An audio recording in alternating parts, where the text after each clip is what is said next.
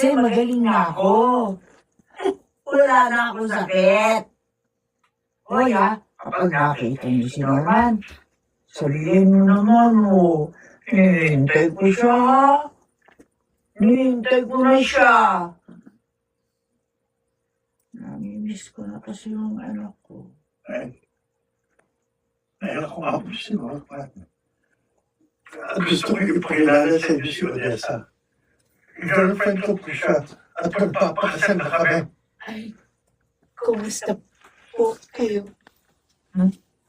Ganda. Sino ka? Girlfriend po ako ni Norman. Hoy, maganda. Hanapin mo si Norman, ha? Ha? Miss mo na maganda. Tapos, sama mo siya rito. Kasi namimiss ko na siya eh. At saka malapit na akong gumaling. Oo, kukunin niya na ako rito.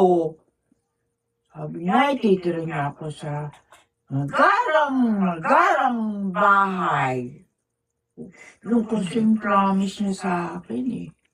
Kasi alam mo, mahal ako ng anak ko. Uy, ikaw! Mama! Uy, ikaw! Tulungan mo naman si Aling maganda. Hanapin yung anak ko, ha? Kasi gusto niya, kunin niya ako dito eh. At saka gusto ko, makakasama na rin siya. Opo na eh. Magkakasama po tayo. Sana magpagaling kayo.